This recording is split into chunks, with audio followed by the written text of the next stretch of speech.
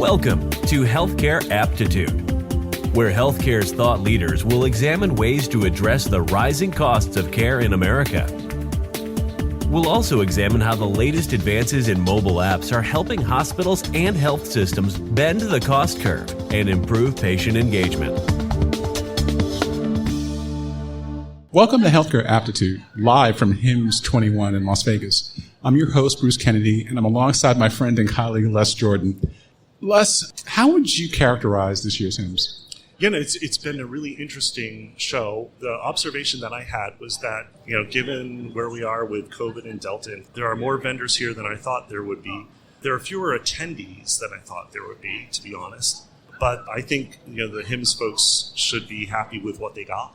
Yeah, it had to be a Herculean effort to pull this off this year. Indeed. And also they're looking down the pathway here, and they have to kind of rinse and repeat this thing in about 6 to 7 months for the most part. So all the support to them being able to pull this off in Vegas this year. Yep, indeed. Les, today we have Christel Anderson with us. Christel is the Vice President of Informatics at HIMSS. Can you share a little bit about her bio? Sure. So Anderson joined HIMSS in 2006 in clinical informatics. And from Chicago leads a team of subject matter experts to execute global initiatives for HIMSS, including interoperability, standards, and clinical informatics. Over the past decade, she's lectured, co-led research, and published internationally in the field of informatics. And in 2020, she has contributed to the field of informatics by advancing clinician innovation and entrepreneurship, building a community ecosystem for digital health developers like us, supporting grant work with the CDC and HHS ONC, serving on the editorial team at the Nurse Management Journal, and supporting big data work with academic partners. Thanks, Les. Please welcome to HealthcareAPPtitude, Christel Anderson. Thanks very much for joining Les and I today, Christel. Before we get started into the heart of today's discussion, we'd love for you to share with our listeners more information about the nurse pitch competition that took place earlier this week. We talked about it in one of our early conversations last week, and you're really excited about it. We were really excited to hear about it as well. And I think we didn't want to break any news, but we certainly did want to jump into it the first thing in our talk this afternoon. Tell us a bit more about the program, and especially about the amazing mobile innovations that have come out of this competition. Yeah, well, first I want to thank you and Les and Bruce for having me here today. I really look forward to being a part of the conversation and sharing with you more about nursing innovation and diving into the HIMSS 21 Nurse Pitch winner. The nursing competition is really about providing an opportunity for nurses to lead nursing innovation and to share their story. What we've seen through both the pandemic with COVID responses is nurses are being looked at in a variety of capacities as frontline workers, caregivers, patient educators, and really for one of the first times as innovators. They're looking to them, from a business sense, right? How can we help drive the digital transformation that we need to make?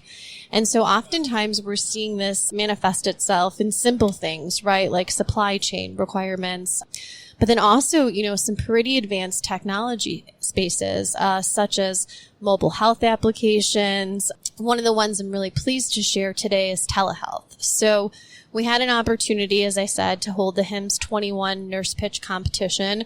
It's something that we've been doing for the past 3 years with the American Nurses Association. And this year's winner, and it is breaking news because we actually haven't done any PR quite yet. This year's winner was an organization called Baby Live Advice. And so Ziggy Marmstein, she helped create this environment that really is focused on perinatal education, looking at the different needs of moms. And as a mother myself, I can really understand some of the challenges that you go through while you're pregnant, right? Looking at prenatal education, all the way up to infant education. And this was a great example that pre-COVID, it was, that's just another telehealth app, right? Or, that's just another mom and baby app. But during COVID, we saw this really huge emergence and huge demand on our healthcare system. And so opportunities like this, where we're helping to address the mom population, which might have been ignored, was really one of the nursing innovations that we got to celebrate this week. That's awesome, and congratulations to them for winning. What this pitch competition made, as we talked about it last week, abundantly clear, is the important role of nursing profession plays and will continue to play when it comes to the innovation we're seeing around the use of patient engagement technologies, such as mobile applications, and obviously that Mobile Smith Health is involved in developing as well, to the extent that the competition drove an expression or the outflow of that type of work. What does the future hold for the role that nurses play in app innovation or technology innovation within the healthcare space, you think, from your experience with the competition? Yeah, that's such a great question. When we often see, the latest technology or the latest, what's it, right, that's going to revolutionize our space, whether it's revolutionize our healthcare or revolutionize patient education, or this is the new top app, right, that we all have to use. It's going to change the way that we do X, Y, Z. We often don't look at it, though, from a clinician's point of view, and the nurse pitch competition is really designed to harness the power of clinicians being involved in that product process. Now, let's be specific for a moment here, Cristel. Yeah. Do you mean clinicians across the board or nurse clinicians? Because it seems as though physicians get pulled into those discussions more readily than nurses do as clinicians. I want to be distinct there for our listeners, because I want to know where you're going with that. I don't want to follow you. You know what I mean? Yeah. Okay. That's a great question. So overall, I do think clinician education is important, right? And innovation and the role that all clinicians have, whether it's pharmacists, dietitians, physicians. We are seeing hackathons emerge in, the dental space, and pharmacies definitely taking a new role around, the full role of the provider, having pharmacists practice to the full extent of their licensure. Definitely do a lot of hackathons in that space, right? Like, that's new and exciting. But you hit it on the head. Physicians are often involved in these startups, right? When you look at, do you have a clinician on board? They say, absolutely, I have a CMO, right? Or, I have a doc advising us. But when you ask them, do you have any of the nurses who, time and time again, nurses are cited through the Gallup polls as being the most trusted profession. And that's been something that's been held, really, I think, for more than the past 20 years. The only year that nurses weren't cited as the most trusted profession was right after 9/11, when it was actually firemen. But other than that, we look to nurses to care for our loved ones, right? Whether it's, our aging parents or our babies, and even ourselves, everything in between. They're the ones that have to use these products, and we attach them head to toe, right? Like, I won't name products, but you have to clip this on you for this communication, and you have to put this here to collect these vitals. And so we're not asking them within the workflow process what all they want to have empowerment with, and we're not including them in the R&D process. So nurse pitch is really about bringing them into that and really thinking about how they can play a role in the future of patient education and patient healthcare, which I think is so true to your core focus, and then what we can look to the future on.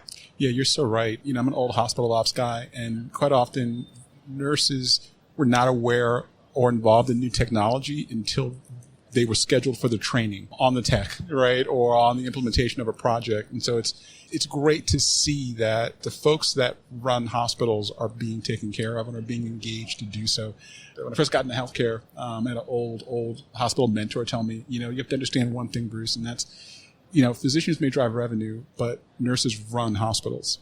And the C-suite often pushes back on that. But when you work in hospitals for a little bit, you realize that is absolutely true. They're the ones taking care of your family members, your friends, your loved ones, and also running their units and keeping folks alive and well and safe. So you mentioned the role that mobile technology plays, not just in the pitch project, but in preparing nurses across the healthcare ecosystem. In your opinion, and this is kind of loaded, what should nurses be demanding from their mobile apps as a segment of technology? That is a good question. I would say in terms of demand, it should meet the needs of their workflow. It depends on which nurse you're asking, right? Good, yeah. Are you the practicing nurse doesn't meet the needs of what I need to accomplish today, right? When we look at time and motion studies and understand how much time nurses are charting, is this new mobile app going to improve XYZ? And oftentimes, studies identify that, yes, it will help improve patient education, patient engagement. We see a lot of value in kind of the patient space, right, of engagement with tools. Again, COVID demonstrated a phenomenal use of telehealth apps, really connecting and building more of that community framework. Mobile apps also, from the nursing perspective, help outside the four walls of hospitals, right? For people that need to help collect data on their own, data, for different challenges that they might have outside of their typical sense. When you also look at other job professions and job titles, such as maybe the chief nursing executive, right? What do they demand from a mobile app or new mobile environment? One of the things I learned here recently, earlier at conference, is thinking about it from a strategic technology assessment perspective, right? Am I just putting this mobile app in because the nurse said they liked it or the physician said they liked it, but what's going to be the impact to patient care, right? What outcomes are we going to be measuring with this new mobile app?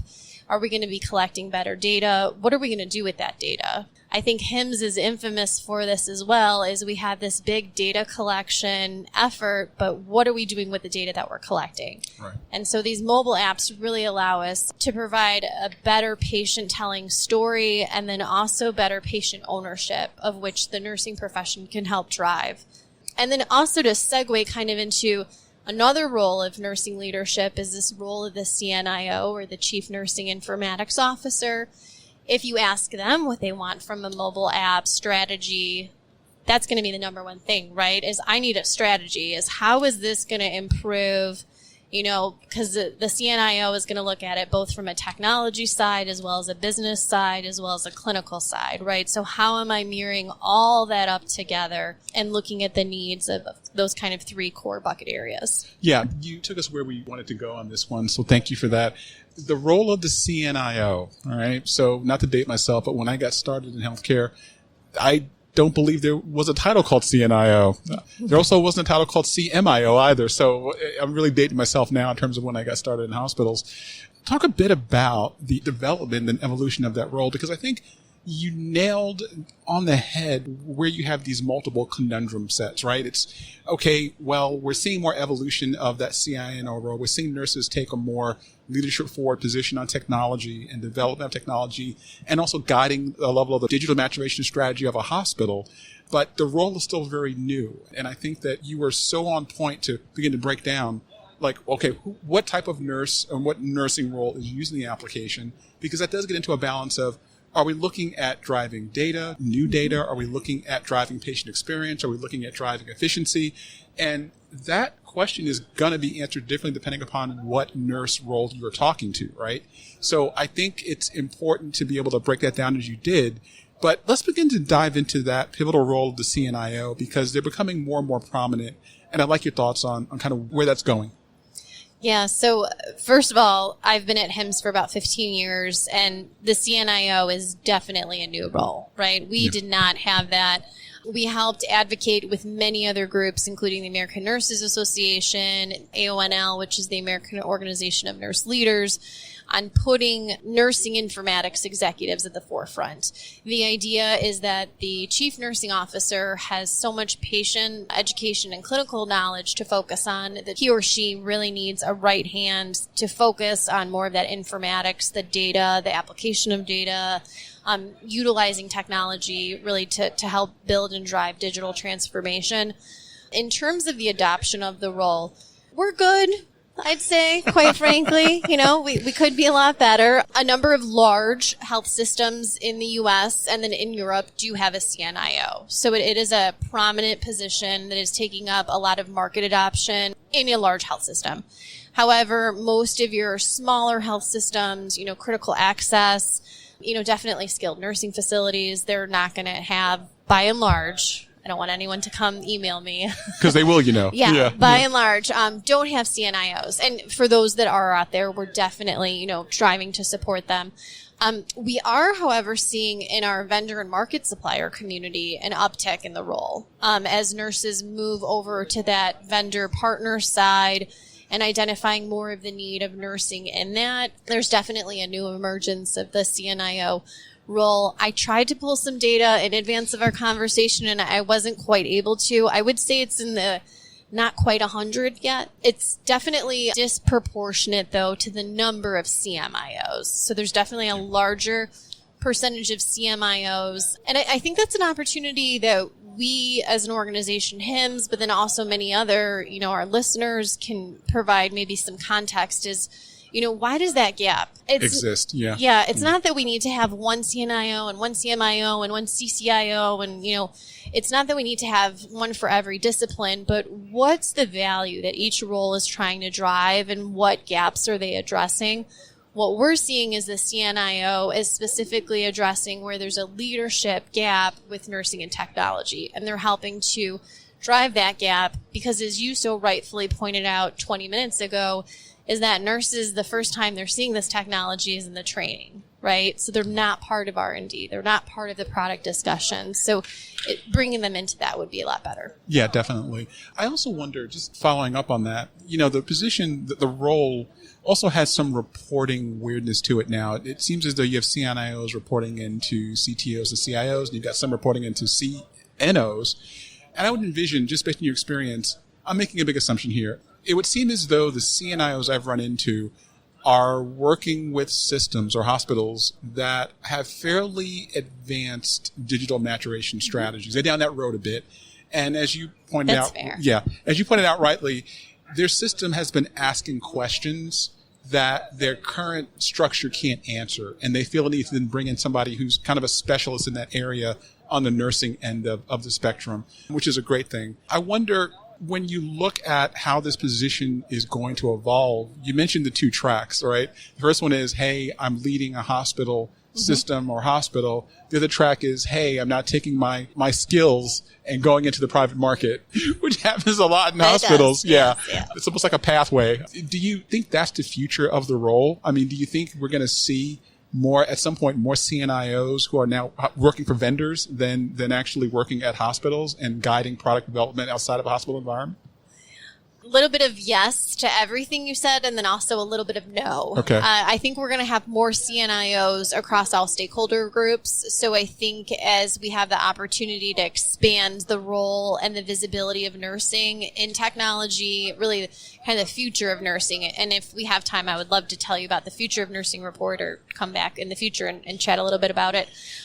The emergence of the CNIO role is really critical from a strategic perspective, regardless of stakeholder group. I don't think that they're going to replace one or the other as we move, from hospital into the vendor market, supplier market. Rather, we'll just see an emergence as each of these organizations really advances their digital health transformation, right? As we think about kind of the HIMSS Analytics Maturity Suite and the MRAM, and as they're moving, whether it's a stage-based competency framework or whatever their digital transformation journey is and how they're being measured against it, as they evolve that and move forward on their digital transformation, that nursing leadership role who can understand and drive the impact of technology, that role will continue to increase. Got it.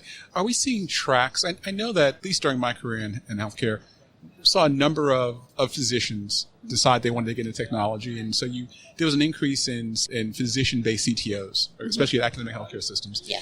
But there also was an emergence of a course of training in medical school around technology as well, as a technology track.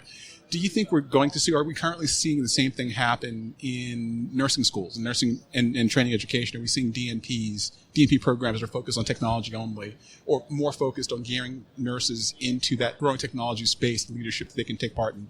Or is it too early for that right now? Yeah, no, the DNP programs, nursing education has definitely evolved, as has physician education, pharmacy education. They definitely include informatics now as a core competency within all of the baccalaureate requirements.